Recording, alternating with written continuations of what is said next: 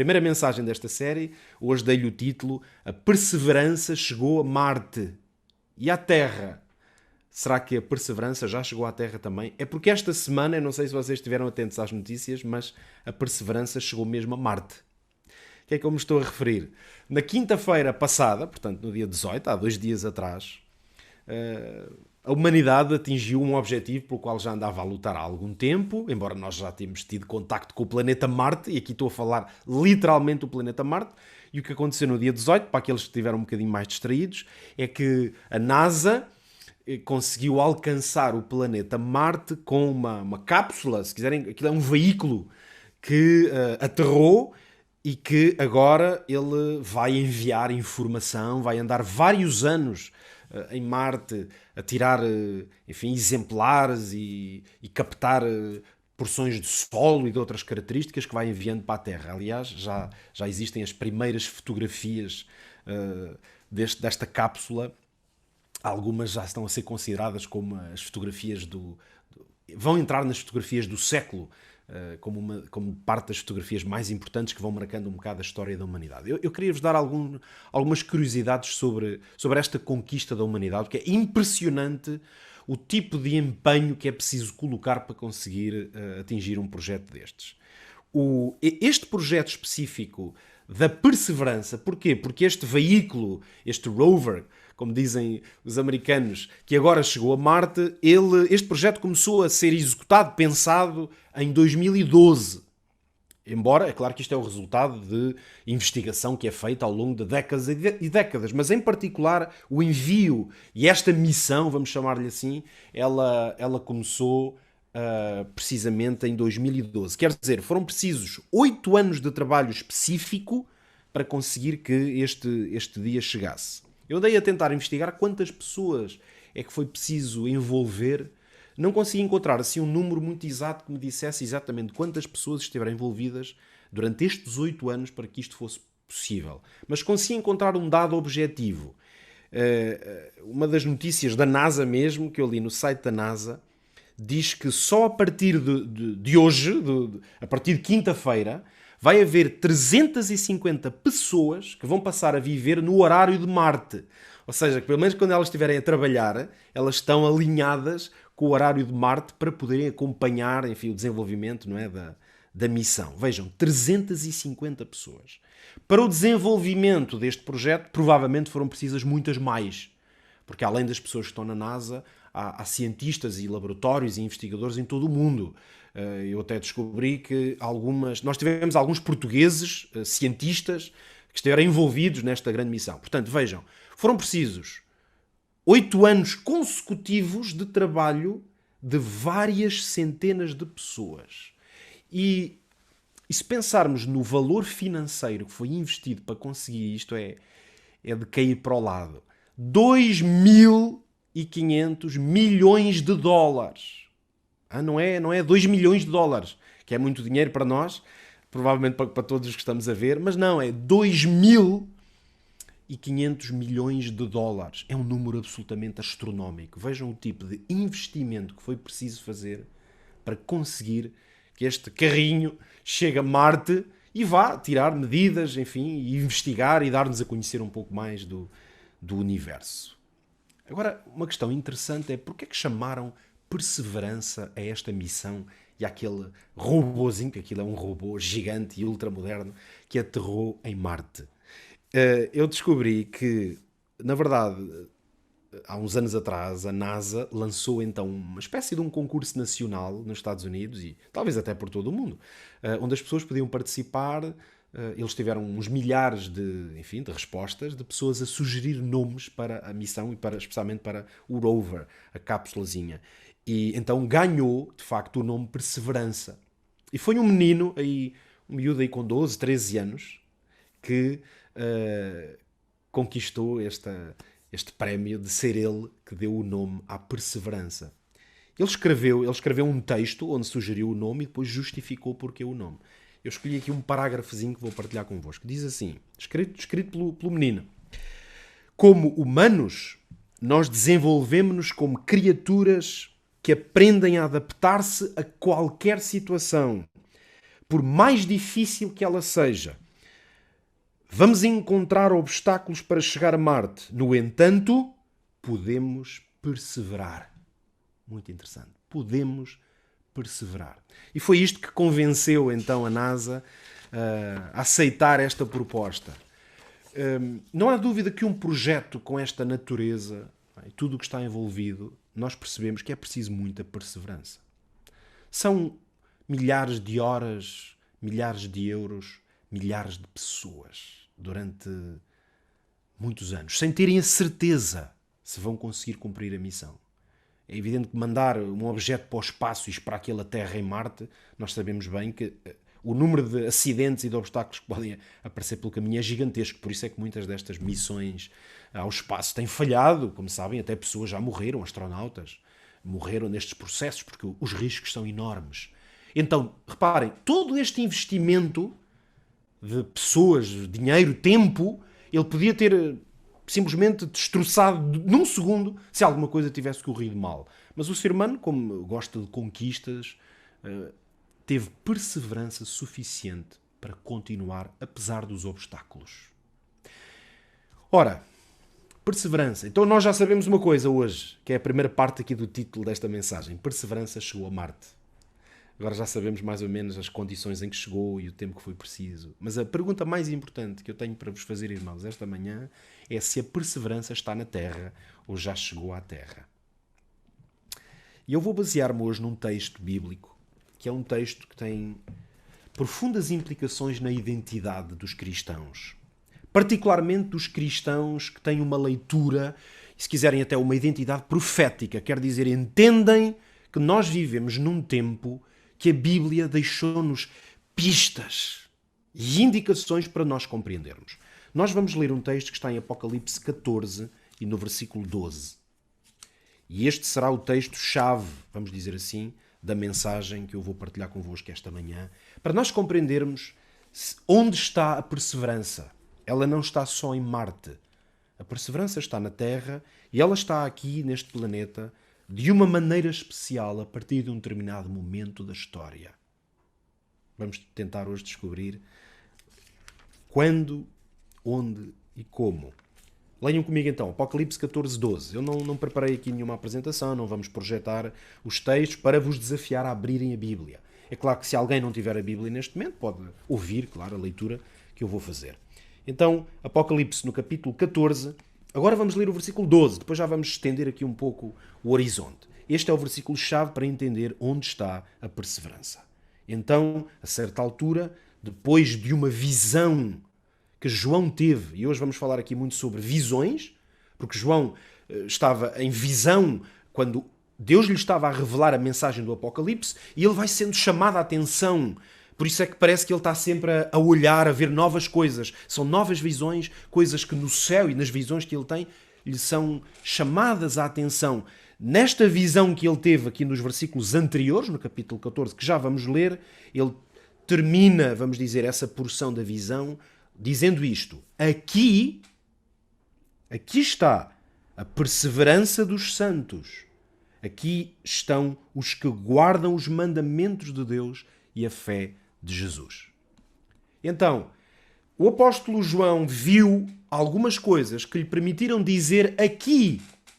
Este aqui é muito importante porque significa que ele se está a referir a qualquer coisa que ele acabou de explicar ou de ver, no caso dele, que para nós, como temos a visão escrita na Bíblia, cabe-nos entender o que é que esta descrição que ele vê na sua visão significa. Então foi aqui, nestas visões que ele acaba de ter, ele diz: aqui está a perseverança dos santos. Quer dizer que a perseverança já chegou à Terra. O que nós precisamos de perceber hoje é aqui onde? É aqui em Portugal? É aqui em Odivelas? É onde? É em qualquer lugar do mundo? A que é que se refere este aqui? Eu agora desafio-vos a estudarem comigo um pouco das profecias bíblicas, especialmente aqui em Apocalipse, que é onde vamos ficar, para entender isto. E depois no final vamos tirar algumas implicações práticas para nós. Então vamos lá, irmãos. Nós não podemos entender esta afirmação aqui, e aqui está a perseverança, sem entendermos o contexto profético. Este contexto profético aqui de Apocalipse 13 e 14 são essenciais para responder a esta pergunta. Então, eu desafio-vos a irmos fazer esta pequena viagem. Não vai custar 2.000 milhões de euros, mas é uma viagem intergaláctica também. Porque nós vamos a Apocalipse agora no capítulo 14, só que vamos ler a partir do primeiro versículo. Nós vamos ler do 1 ao 5, onde João tem uma visão. Esta visão de Apocalipse, capítulo 1 a 5, ela tem um particular interesse, porque ela encontra-se encapsulada, não em Marte, mas entre duas visões. A visão do capítulo 13 de Apocalipse, que eu já vou dar uma explicação rápida, e depois uma segunda visão em Apocalipse 14, a partir do versículo 6. A visão que está em Apocalipse 1 e 5 é como um parênteses. E esse parênteses ajuda a fazer uma ponte e a explicar as duas visões. Então vamos lá ler isto para compreender melhor. Agora vamos a Apocalipse 14, 1. E diz o seguinte: eu olhei. Estão a ver? Sempre que aparece a expressão eu olhei ou eu vi, João é chamado em visão a ver uma nova realidade. Ele agora olhou e o que é que ele viu? Olhei e eis que estava o Cordeiro sobre o monte Sião, e com ele 144.000, que em suas testas tinham escrito o nome do seu Pai. E ouvi uma voz do céu, como a voz de muitas águas, como a voz de um grande trovão, e ouvi uma voz de harpas, de arpistas que tocavam com as suas harpas. E cantavam um cântico novo diante do trono, diante dos 4 animais e dos anciãos, e ninguém podia aprender aquele cântico senão os 144.000.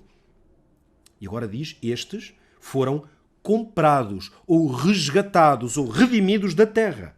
E estes são os que não estão contaminados com mulheres, porque são virgens. Estes são os que seguem o Cordeiro para onde quer que ele vá. Estes são os que de entre os homens foram comprados, mais uma vez, ou resgatados, como primícias para Deus e para o Cordeiro.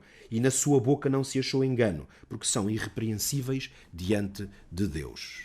Então, na verdade, o que nós temos aqui, irmãos, nesta visão, é uma identidade.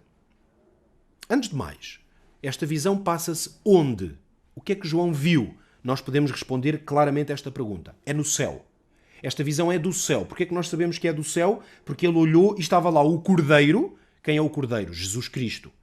Quando no Apocalipse João tem visões do Cordeiro, não é o Cordeiro na cruz, porque o Cordeiro foi vitorioso na cruz, mas agora está no céu.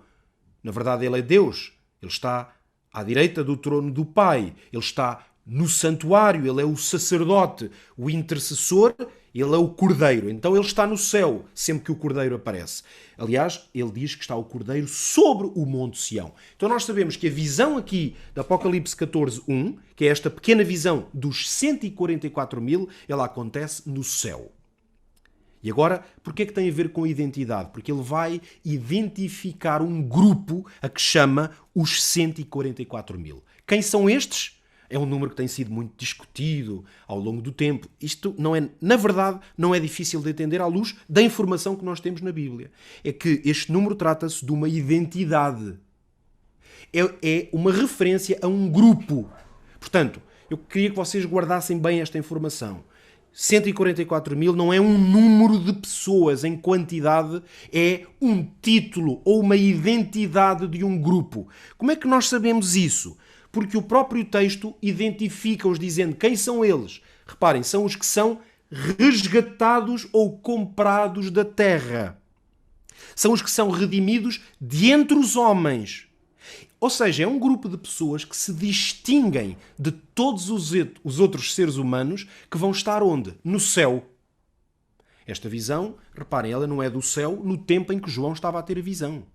Esta visão é do céu no futuro em relação a João. É da eternidade, quando o povo de Deus tiver sido já resgatado e salvo. É depois da conclusão da história deste mundo. E o que é que João vê então? Aí no céu, junto ao Cordeiro, ele vê um grupo especial. Esse que tem uma identidade única, ou seja, que os separa de todos os outros seres humanos salvos que estão no céu. E eles distinguem-se porquê? Na verdade, esta é a forma de entender o que são os 144.000. Eles distinguem-se porque eles foram resgatados ou arrancados da terra. Os 144.000 são todos os homens e mulheres que vão estar vivos de pé quando Jesus voltar. E é por isso que eles são como que resgatados de entre a terra. Porque todos os outros seres humanos, homens e mulheres, crianças, que vão ser salvos, todos esses estavam mortos, dormiam, descansavam e vão conhecer a ressurreição. Mas vai haver um grupo de homens e mulheres que estarão de pé. Esses são os que vão ser arrancados ou resgatados ou comprados da terra. Eles têm esta identidade. A sua marca, sabem qual é? É a pureza. Porque é que eles são puros? Nós lemos isso no texto de 3 formas. Diz que eles não se contaminaram com mulheres. Reparem, não pensem que isto é uma referência a dizer que são só homens e são solteiros. Sabem que esta é talvez a informação mais importante para percebermos que o número 144.000 ele está num contexto simbólico, não literal. Porque os 144.000, portanto esta identidade de pessoas, é-nos dito na mesma linguagem profética que eles são puros e que nunca se contaminaram com mulheres, são virgens. Se isto fosse literal, queria dizer o quê? Que quando Jesus voltasse, vejam bem, só estariam vivos na terra homens solteiros. Vivos, estamos a dizer, vivos que irão com o Senhor para a eternidade. Teriam que ser todos homens, não apenas solteiros, mas que nunca tivessem tido nenhum contacto com mulher, para serem virgens. Ora, nós entendemos que mulher, neste sentido bíblico, é uma referência a quê? A doutrina, mas se quiserem a povos, a igreja, o povo de Deus. Neste caso, estas mulheres são doutrinas e identidades religiosas falsas que enganam. Por isso é que estas pessoas que vão estar vivas quando Jesus voltar e que vão subir com eles não vão ser enganados. Não vão ser enganados com falsos profetas, com falsos cristos, com falsas igrejas ou com falsos ensinos. Eles estão puros porque estão firmes e perseveram em quê? Na palavra de Deus. Por isso é que o final, o versículo 5, diz que eles, na boca deles e na vida deles, não se acha mácula nem mentira. São irrepreensíveis. Isto significa o quê? Não há dúvida sobre isto. Que quando o Senhor Jesus voltar, Ele nesse momento vai ter na terra um grupo de homens e mulheres que perseveraram de tal maneira na sua fé, nas suas convicções, que vão estar preparados para subir com o Senhor. Então, vamos encerrar aqui. João tem esta visão, e esta visão é de quê? Do céu e daqueles que vão subir com o Senhor. Só que esta visão, ela está aqui, sabem para quê? Para trazer esperança, para trazer ânimo, para dar consolo e uma antevisão aos homens e mulheres que estão na terra e que depois da profecia de João iriam viver. Porque agora vem a novidade que eu tenho para vos dar. Eu não sei se é bem uma novidade, irmãos. Provavelmente na nossa vida, na maior parte de nós, não é. Muito menos em termos proféticos. Enquanto nós estivermos nesta terra, e especialmente aqueles que quiserem estar imaculados e puros quando o Senhor Jesus voltar, têm que ser muito perseverantes porque vão sofrer. Este sofrimento ele pode vir de diversas maneiras. E agora eu vou dizer-vos o seguinte. O capítulo 13 e o capítulo 14 de João, a partir do versículo 6, são 2 mensagens proféticas que nos ajudam a perceber isto. Tenham ânimo, porque quando Jesus voltar, nós vamos subir com eles. Aqueles que, aliás, perseverarem até ao dia em que Jesus vai voltar, esses até vão ter um lugar e uma identidade especial. Mas até que isso aconteça, nós vamos ter que ter luta. E vai haver oposição. E vai ser preciso perseverança. Querem ver onde é que isso está? Então venham comigo a Apocalipse 13. E agora vamos entrar então um pouco em Apocalipse 13 e depois em Apocalipse 14. Então, Apocalipse 13 é uma visão, na verdade, uma das mais importantes visões proféticas que há na Bíblia. Porquê? Porque ela ajuda o povo de Deus a compreender, e lembrem-se que, particularmente, esta visão foi dada a João e ele escreveu-a no início da era cristã. Ela poderia ser interpretada ao longo do tempo por quem quisesse conhecer e interpretar. Então, vejam, vamos ler o capítulo 1, o versículo 1 do Apocalipse 13. Eu pus-me sobre a areia do mar e vi, lá está, esta é outra visão, ele é chamado a ver, e viu subiu do mar uma grande besta ou um animal. Uma imagem de alguma coisa poderosa. É isso que quer dizer uma grande besta. Podia ser traduzido por um grande animal. Que ele vê. Ele vê que ele tinha 7 cabeças, tinha 10 chifres. E depois diz que sobre as suas cabeças um nome de blasfémia. Então nós já sabemos que este grande poder, esta força tremenda que ele vê na figura do animal, que isto representa obviamente alguma coisa em concreto, já vamos aqui analisar, na verdade, o que é que João vê? Que tratava-se de um poder blasfemo. Agora acompanhem-me a partir do versículo 4, que vão ser dadas características, identidade sobre este poder. Versículo 4. Ele viu muitas pessoas que adoraram o dragão, que deu à besta o seu poder. E adoraram a besta, dizendo: uau, quem é semelhante à besta? Quem poderá batalhar contra ela? Então nós sabemos, vamos fazer uma pausa, que o dragão é Satanás. Isso aí é só ler Apocalipse 12, era recuarmos um pouco, mas eu hoje não vou recuar mais. O Apocalipse 12 diz claramente que o dragão é Satanás, o diabo, a antiga serpente. Então, Satanás, ele é que vai dar força e poder a esta grande força que tem palavras de blasfémia, ao ponto das pessoas ficarem a adorar este grande poder. E sabem o que é que João viu profeticamente que este poder faria? Versículo 5.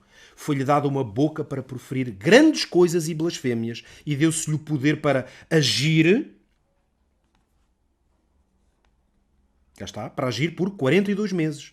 E abriu a sua boca em blasfémias contra Deus, para blasfemar do seu nome e do seu tabernáculo, dos que habitam no céu. E foi-lhe permitido fazer guerra aos santos e vencê-los. E deu-se-lhe poder sobre toda a tribo, língua e nação.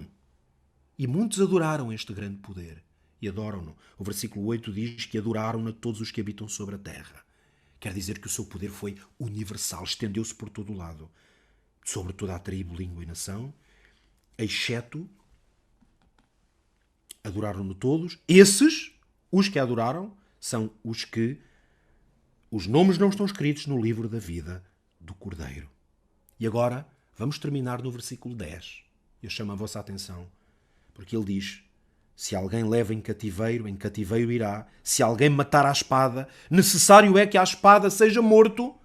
Ou seja, haveria luta e perseguição para muitos durante o tempo deste grande poder. E agora vem o versículo 10 que termina assim: aqui está a paciência ou a perseverança e a fé dos santos. Conseguem ver uma ligação entre o versículo 10 e o versículo 12 do capítulo 14? Foi por onde nós começámos, que dizia: aqui está a perseverança dos santos. Nós estamos a tentar entender então o quê? Onde é que está a perseverança dos santos? Então, no capítulo 13, nós entendemos onde é que está a perseverança dos santos. Está aqui. Sabem onde? Ela está na vida de homens e mulheres. Às vezes, um pequeno remanescente. Em alguns lugares e momentos da história, um homem apenas, mas que foram inspirando outros. Esta perseverança, sabem onde está? Ela esteve durante séculos. São os séculos cobertos pelas profecias do capítulo 13. A certa altura diz, durante 42 meses. Eu hoje vou apenas dar aqui a conclusão, não tenho tempo de explicar, mas fica aqui um desafio. Se alguém quiser entender os detalhes desta profecia, pode entrar em contacto connosco. Se algum dos irmãos aqui, ou amigos que estão connosco aqui no Zoom, da nossa Igreja de Odivelas, se quiserem entender melhor a profecia da Apocalipse 13, entrem em contacto connosco, enviem-nos uma mensagem. Nós podemos marcar até algum encontro para estudar as profecias. Iremos, aliás, fazê-lo em breve. Se alguém dos que estiverem no YouTube quiser um estudo sobre este assunto, envie para nós essa informação. Mas eu vou-lhe dizer que estes 42 meses, profeticamente, equivalem a 1260 anos em leitura profética, porque um dia é um ano na profecia. Durante 1260 anos, que nós podemos identificar na história dois grandes acontecimentos, entre o ano 538 e o ano de 1798, um poder religioso tremendo tornou-se a Igreja Cristã oficial. E esse poder religioso, aqui nós temos uma descrição exata do que ele fez. Foi um poder dominante, foi um poder que perseguiu, matou, atacou as pessoas na sua liberdade religiosa, utilizou instrumentos políticos, religiosos, civis, como a Inquisição e outros, para fazer o quê? Com um propósito. Para que o seu poder se estendesse. Por isso, aqueles que queriam ser fiéis à palavra de Deus e não queriam ser marcados nem estar debaixo da autoridade deste tremendo poder religioso que dominou durante toda essa enorme época. Muitas vezes, mesmo a história chama-lhe a Idade Média, a Idade das Trevas. De facto, foi trevas na vida de muita gente, mas foi também um tempo em que alguns, em todos os momentos da história, em pequenos grupos organizados ou individualmente, não se deixaram dominar por essa autoridade. Quem foram esses? Os que tiveram perseverança. Então, durante esse período da história, a perseverança ela encontrou-se na Terra, na vida de homens e mulheres, por exemplo, grandes reformadores. Pequenos grupos. Podemos pensar desde Itália os valdenses e outros grupos organizados ao longo da história que mantiveram-se fiéis a quê? À palavra de Deus. Sabem que a palavra perseverança, que aparece aqui 2 vezes, em Apocalipse 13 e 14, na verdade é uma palavra grega muito poderosa em termos de significado, porque são 2 palavras, é a junção de upo, que quer dizer debaixo, aliás é um prefixo que em português várias palavras têm, que derivam da língua grega. A palavra grega para perseverança é upomeno, que quer dizer o upo debaixo, e menos, que é permanecer ou suportar. Aqueles que perseveraram durante este tempo estiveram debaixo de quê? Debaixo ou permaneceram debaixo de perseguição e de luta. Por isso eles foram perseverantes, porquê? Porque conseguiram manter-se e sobreviver apesar da pressão que foi feita sobre eles. Ou seja, a perseverança é um lugar de resistência. A perseverança acontece, é a identidade das pessoas que, mesmo sofrendo pressões, e muitas vezes pressões sobre a sua fé, mantêm-se firmes, resistem. Essas perseveranças, essas lutas, elas podem vir de muitas maneiras. Durante estes 1260 anos em especial, elas vieram de uma maneira literal, perseguição literal. Mas agora, lembrem-se, agora vem o capítulo 14 e tivemos um parênteses que nós já estudamos. 144 mil, aqueles que hão de estar no céu com o Senhor. Esse parênteses está ali para dar ânimo, para fazer a ponte. E agora vamos ao capítulo 14 e vamos ler a partir do versículo 6. E aí nós temos o quê? Uma tremenda mensagem que, na verdade, e este é um ponto muito importante, é como se fosse uma continuação do que está no capítulo 13. Lembrem-se, o 1 a 5 é uma visão do céu. 13, que nós já estudamos, um grande poder, chamado besta, que blasfema e ataca os que são fiéis a Deus, que são aqueles que têm o nome no Cordeiro, no livro do Cordeiro, certo? Esses são perseverantes. Esses durante séculos foram perseguidos e atacados. Perseveraram. Onde é que aconteceu essa perseverança? Na terra. Esses sabem que vão alcançar o céu.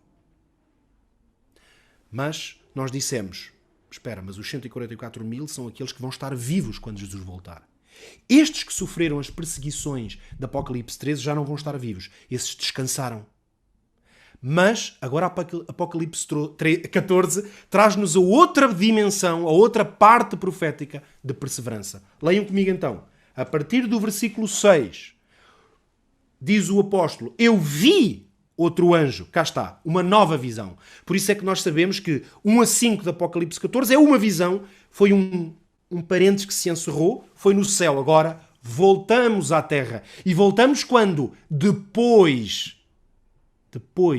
da perseverança que tiveram aqueles que lutaram contra o poder tremendo religioso que nos foi descrito no capítulo 13. E estes o que é que fazem? Diz assim, vi, versículo 6, vi outro anjo voar pelo meio do céu, tinha o evangelho eterno para proclamar aos que habitam sobre a terra, a toda a nação, tribo, língua e povo. E agora, este anjo, na verdade, ele divide-se em 3. Ele traz 3 mensagens de advertência ao mundo. Eu hoje não vou entrar no detalhe dessas mensagens. Vou resumi-las. Mais aqui à frente vamos falar com um pouco mais de detalhe sobre elas. Só que precisamos de entender estas mensagens para perceber o quê? Onde é que está? A nossa pergunta inicial. O que é este? Aqui está a perseverança. Aqui onde? Vejam, as 3 mensagens destes 3 anjos, elas vêm dizer ao mundo 3 coisas muito importantes, que se o mundo não ouvir, haverá destruição. Por isso é que nós podemos dizer que são mensagens de advertência. O que é que diz a primeira mensagem? Vamos só resumir no versículo 7, Apocalipse 14, 7. Temei a Deus e dá-lhe glória, porque vinda é a hora do seu juízo. Primeira mensagem. Qual é? O juízo de Deus chegou à terra. Então, é uma advertência que diz: estai atentos, porque o juízo, quando um juízo começa, nós temos que estar atentos, não vamos ser considerados réus nesse juízo. Segunda mensagem do anjo. O que é que ele traz, este novo anjo? Versículo 8. Caiu Babilónia, aquela grande cidade que deu a beber do vinho da ira. Caiu Babilónia. O que é que diz esta segunda mensagem? Que vai haver uma destruição, que vai acabar por acontecer num lugar, Babilónia, um lugar de confusão, de engano, sobretudo, claro, um engano espiritual. E a terceira mensagem diz, no versículo 9, o terceiro anjo: se alguém adorar a besta. E agora começamos a ver, espera, nós já ouvimos falar desta grande besta, ou deste poder. Se alguém adorar este poder, o que é que vai acontecer? E a sua imagem, se receber o seu sinal na testa e na mão, e agora o versículo 10 diz então que, vamos ler no 11 para terminar, estes serão destruídos, todos aqueles que receberem o sinal do seu nome. Então, vamos resumir quais são as 3 mensagens. Primeiro, temei a Deus, porque chegou o juízo. Segundo, caiu Babilónia, aquela que tem enganado muitos. Ela vai cair. Terceira, se alguém adorar a besta e se receber a sua marca, será destruído. Ora, estas 3 mensagens são de advertência. Porquê? Reparem, porque se uma mensagem diz-me que chegou um juízo, eu tenho que ter cuidado para não ser condenado. Tenho que estar alerta. Se a mensagem diz que Babilónia vai cair, isto quer dizer que se eu ficar nas fileiras de Babilónia, se eu não sair de lá, eu vou ficar debaixo das ruínas. E a terceira mensagem diz que se eu for marcado por esse poder religioso que traz engano, então eu vou perder a vida eterna. Estas mensagens são mensagens de advertência, porque Deus não quer que o juízo seja de destruição. Deus não quer que Babilónia caia sobre ninguém. Deus não quer que ninguém perca a vida eterna por causa de ter adorado uma falsa imagem de Deus. Deus não quer. Então Deus envia advertência ao mundo. E agora chegamos finalmente, depois deste percurso, ao versículo 12, que foi por onde nós começámos, que diz o quê? Aqui está a perseverança dos santos. O quê? Então, onde é que está a perseverança, irmãos? Este aqui é onde? Aqui são as vidas de todos aqueles que ouvem estas mensagens de advertência e não se deixam enganar pelo inimigo. A estratégia do inimigo é exatamente contrária a esta. É deixar-nos engodar pela ideia de que não há juízo nenhum, de que em Babilónia estamos bem, de que se nos aliarmos a qualquer poder religioso é igual, as religiões são todas iguais. Este poder de engano pode levar-nos à destruição. Por isso, temos que nos lembrar, eu já há pouco vos disse, perseverança, ela surge sempre num contexto em que alguém está debaixo de um aperto ou de um peso, de alguma coisa que quer pressionar. Os que perseveram são os que ficam firmes. Até 1798 foi a data que nós encontramos em Apocalipse 13. Esta perseguição deu-se de maneira literal. Em Apocalipse 14 entramos no tempo depois de 1798. Agora as perseguições já não são físicas ou literais. São um ataque, sabem a quê? Aos valores da Bíblia. Este ataque ele pode vir de várias formas. Às vezes sabem que este ataque do inimigo até vem na forma de tolerância, de ideais ecuménicos, por exemplo, de juntarmos as pessoas numa espécie de amor fraternal. Ora, não há nenhum problema em amor fraternal, mas se a tolerância servir para nós abdicarmos dos nossos princípios, o que é que isso significa? Que nós quebramos diante do peso, então não perseveramos. Durante esta fase do tempo final da história da Terra, que é exatamente a que nós vivemos, não precisamos propriamente neste tempo de esperar que o inimigo venha na forma de perseguições mortais. Ele vem através de outros instrumentos, às vezes vem mais insidiosos, que o objetivo é fazer com que nós não sejamos capazes de perseverar. Por isso, ao chegar ao final desta mensagem, qual é o apelo, irmãos? Na verdade, qual é a necessidade que nós temos? É de perguntar-nos se a nossa fé está firme o suficiente para nós suportarmos estes ataques, às vezes, muito subtis do inimigo.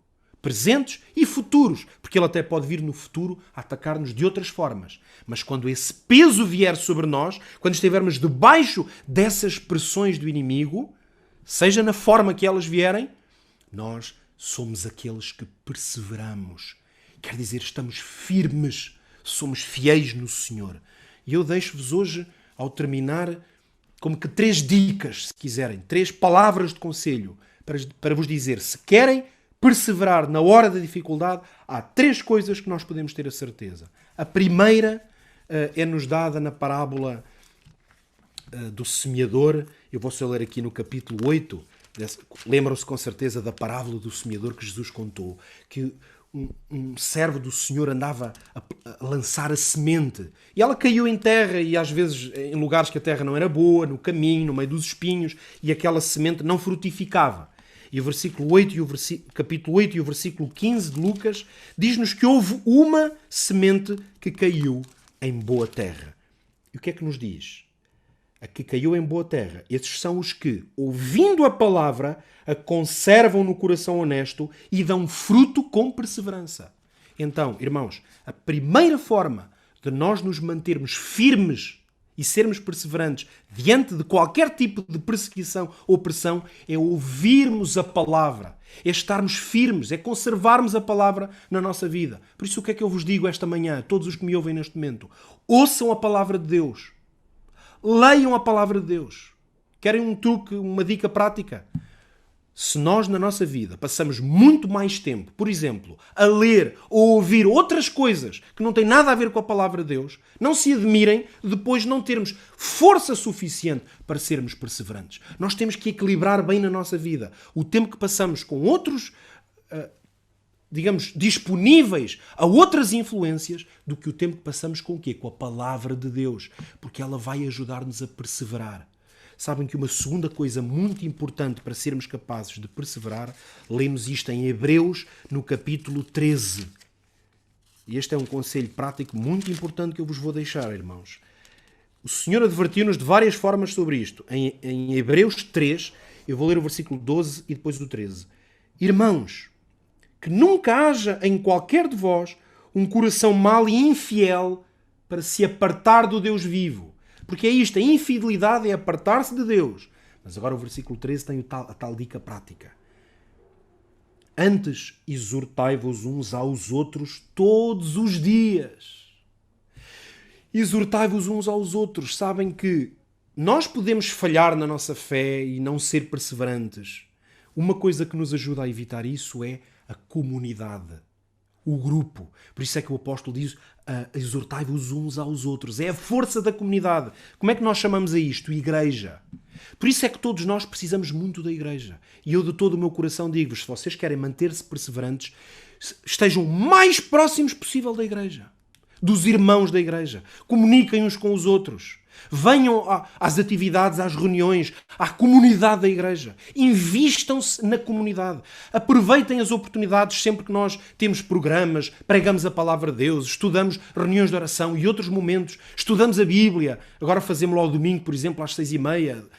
Usem todas as oportunidades para estarmos juntos e exortarmos-nos uns aos outros. Isto também funciona ligando uns aos outros, apoiando-nos, sabendo como estamos. A comunidade que é a igreja é essencial para quando essas pressões vierem, nós as suportarmos. Quem estiver sozinho, na verdade, é quem vai fracassar. Sabem que algumas pessoas, às vezes até com vontade de reformar a igreja, por exemplo, afastam-se da igreja. E sabem o que é que fazem? Ao afastar-se da igreja, estão numa posição de tremenda fragilidade. Porque quando a pressão do inimigo vem sobre uma pessoa que não está debaixo da força de outros, a pessoa está muito mais frágil. Por isso é que a mensagem do Apocalipse 14, ela diz, é aqui que está a perseverança. São os que guardam os mandamentos de Deus. É uma mensagem coletiva, é um grupo, é uma comunidade, não é um indivíduo sozinho. E finalmente, a minha última palavra é esta, irmãos. Deus está a fazer tudo o que está ao seu alcance. O que Ele pode fazer. O limite de Deus é a nossa vontade. Mas sabem o que diz o apóstolo Paulo aos Filipenses? Que Deus vai completar em nós a sua boa obra. Que o querer e o efetuar, Deus vai completar em nós. Por isso eu digo, irmãos, Deus está a fazer esta obra e vai completá-la na vida de todos os seus filhos. Que o Espírito Santo opere essa obra. Orem, pedindo a Deus que Ele faça isto. Senhor, completa em mim a tua obra, para que eu seja achado firme, digno, no dia em que tu voltares, que eu seja um dos 144.000. Para isso, eu nesse momento vou ter que estar puro, imaculado, próximo de Deus, forte, próximo dos meus irmãos, agarrado à palavra, fiel, para que quando as pressões vierem, eu vou ter força para as sustentar. E então nós veremos o Senhor voltar nas nuvens dos céus. Oxalá, pela graça de Deus, isso ainda aconteça no tempo da nossa vida. Se não, porventura, não acontecer, também não é como diz o apóstolo Paulo. Nós não estamos beneficiados nem prejudicados, porque todos subiremos com o Senhor. Mas oremos para que o Senhor venha depressa. Maranata, diz a Escritura. Vem, Senhor Jesus. E quando Ele venha, quando Ele vier, que Ele tenha um povo firme. Eu desejo, irmãos, mas é que desejo de todo o meu coração, como poucas outras coisas, que aqui a minha querida Igreja de Odivelas esteja entre aqueles, e eu quero estar convosco, entre aqueles que, juntos, agarrados à palavra de Deus, fiéis, atentos às advertências da sua palavra, vamos suportar qualquer pressão, juntos. E quando o Senhor vier, nós o veremos com os nossos próprios olhos e habitaremos para sempre com Ele. Que Deus vos abençoe.